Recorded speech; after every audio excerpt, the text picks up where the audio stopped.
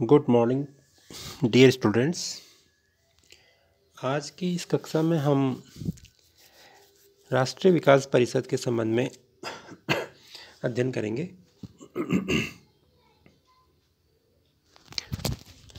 राष्ट्रीय विकास परिषद भारत में एक महत्वपूर्ण संस्था है तथा आपके बीए सेकेंड ईयर में ये इस पे अक्सर एग्ज़ाम में क्वेश्चन आता रहता है। महत्वपूर्ण बात यह भी है कि राष्ट्रीय विकास परिषद का भी अस्तित्व बना हुआ है, जबकि पूर्व में एक योजना आयोग नामक संस्था थी।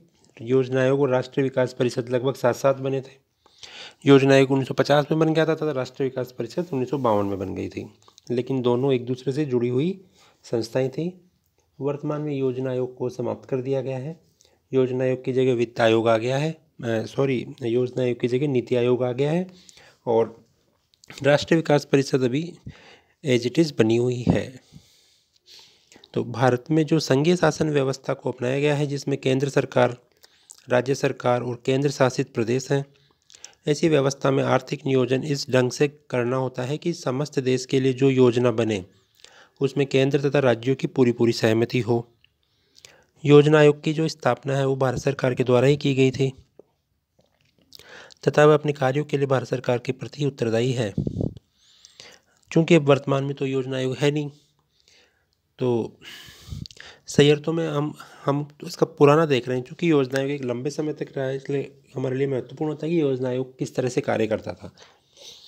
तो सही अर्थों में राष्ट्रीय योजना निर्माण के लिए आवश्यक भी था कि राज्य सरकारें भी उसमें सक्रिय रूप से भाग ले सकें। इसी उद्देश्य की प्राप्ति के लिए राष्ट्रीय विकास परिषद, नेशनल डेवलपमेंट काउंसिल या संक्षेप में इसे एनडीसी भी कहा जाता है, की स्थापना की गई।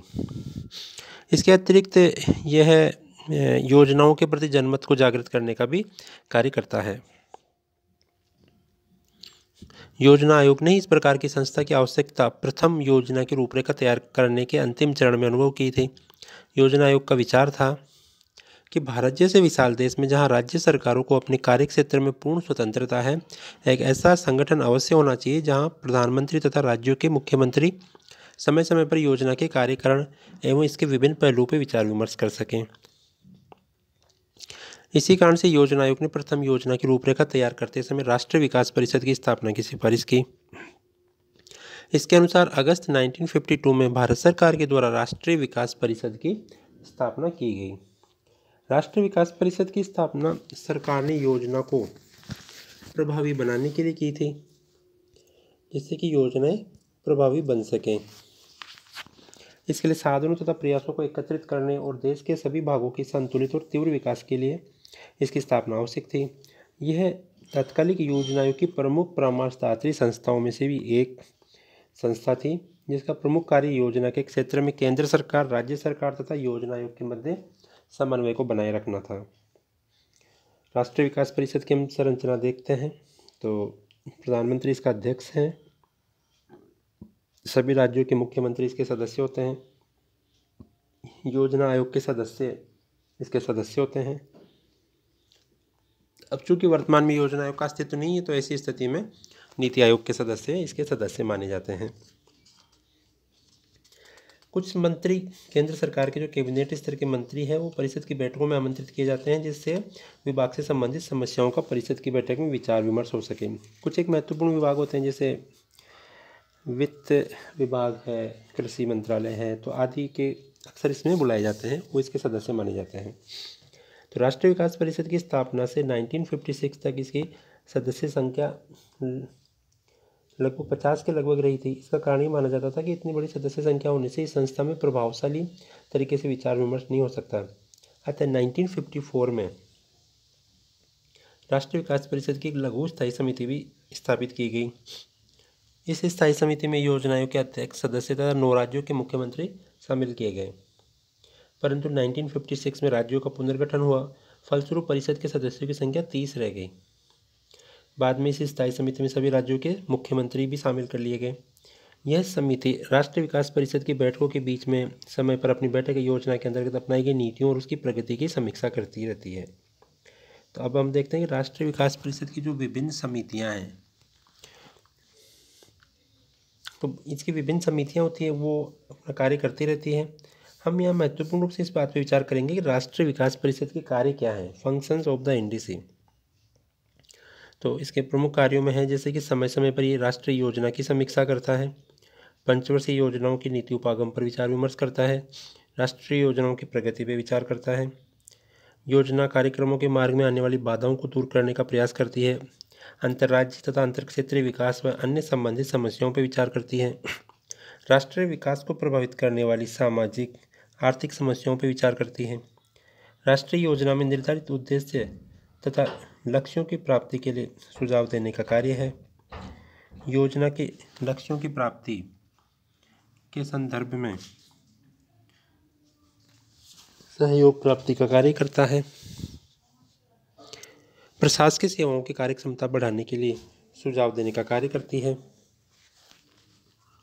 कम विकसित भागों तथा समाज के पिछड़े हुए वर्गों का अधिकतम विकास हो सके इस दृष्टि सुझाव देती है, देश के विकास के लिए आर्थिक साधनों की व्यवस्था करने का कार्य है, राष्ट्रीय विकास परिषद योजना के लक्ष्यों, विकास की दर, योजना का आकार, विकास व्यू को अधिकृत रूप से मान्यता देने का काम करती है। हालांकि वर्तमान में हमारी जो पंचवर्षीय योजनाएं थी वो तो समाप्त हो गई हैं और अब हम वार्षिक योजनाएं बनाते हैं। तो इस प्रकार से राष्ट्रीय विकास परिषद एक महत्वपूर्ण अंग है, इसके कार्य अत्यधिक महत्वपूर्ण है। अब राष्ट्रीय विकास परिषद का कई बार परीक्षाओं में एक आलोचनात्मक समीक्षा पूछ ली जाती है, तो हम थोड़ा सा इसका आलोचनात्मक व्यू देख लेते हैं कि राष्ट्रीय विकास परिषद किस तरह से कार्य करती है, क्या इसका वो रहता है, इसका क्रिटिकल इवेल्युएशन कैसा है। तो राष्ट्रीय विकास परिषद योजना आयोग के परामर्शदात्री निकाय की तरह कार्य करती है। योजना निर्माण में राष्ट्रीय विकास परिषद योजना आयोग की अपेक्षा ज़्यादा प्रभावशाली रही है। राष्ट्रीय विकास परिषद को नीति निर्माण में अधिक शक्तियाँ प्राप्त हैं।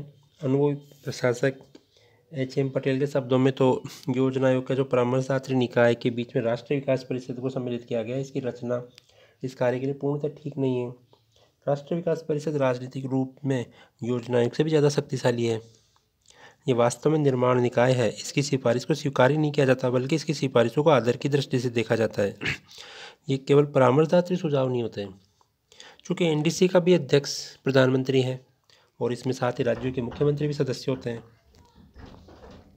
तो योजना आयोग के सभी सदस्य राष्ट्रीय विकास परिषद के सदस्य होते हैं। इस कारण परिषद योजना निर्माण में अत्यंत महत्वपूर्ण भूमिका निभाती आई है। परिषद में सभी राज्यों के मुख्यमंत्री भी शामिल हैं। तो इस प्रकार राष्ट्रीय विकास परिषद में योजना आयोग से उच्च है। ये कहा जा सकता है कि राष्ट्रीय विकास परिषद पूर्ण रूप से एक परामर्शदात्री निकाय नहीं है। NDC नीति निर्माण में महत्वपूर्ण भूमिका निभाती है। केंद्र सरकार की जो मुख्य कार्यपालिका और साथ ही राज्य सरकार की जो मुख्य कार्यपालिका भी परिषद में होती है। इस कारण भारतीय संघ में राष्ट्रीय विकास परिषद का अत्यंत महत्वपूर्ण स्थान है। परिषद केंद्र व राज्य सरकार दोनों के साथ उच्च स्तरीय विचार विमर्श करके अपनी सिफारिशें देती हैं। इस कारण व्यवहार में इसकी सिफारिशों को उसी रूप में स्वीकार कर लिया जाता है। इस प्रकार NDC देश के उच्च स्तरीय नीति निर्माणकारी संगठन है। राष्ट्रीय विकास परिषद की जो भूमिका है, तो इसकी भूमिका को देखते हुए ये संभव नहीं लगता कि राष्ट्रीय विकास परिषद केवल एक योजना आयोग की या नीति आयोग की एक अनुसंधानात्मक इकाई तक ही सीमित रह जाए, क्योंकि वर्तमान में ये ट्रेंड चल रहा है। पहले योजना आयोग था तो राष्ट्रीय विकास परिषद की भी एक अत्यंत महत्वपूर्ण भूमिका थी। वर्तमान में नीति आयोग है तो राष्ट्रीय विकास परिषद की तुलनात्मक रूप से भूमिका में कमी आई है तथा ऐसी बातें भी उठ रही हैं कि हो सकता है आने वाले समय में राष्ट्रीय विकास परिषद को समाप्त कर दिया जाए और राष्ट्रीय विकास परिषद को योजना आयोग का ही एक नीति आयोग का ही एक अंग बना दिया जाए, उसकी कोई समिति बना दी जाए। लेकिन राष्ट्रीय विकास परिषद में सदस्य ज़्यादा हैं, सामान्यतः विभिन्न समस्याओं के संबंध में विस्तृत निर्णय लेने में और इसका व्यापक क्षेत्राधिकार है।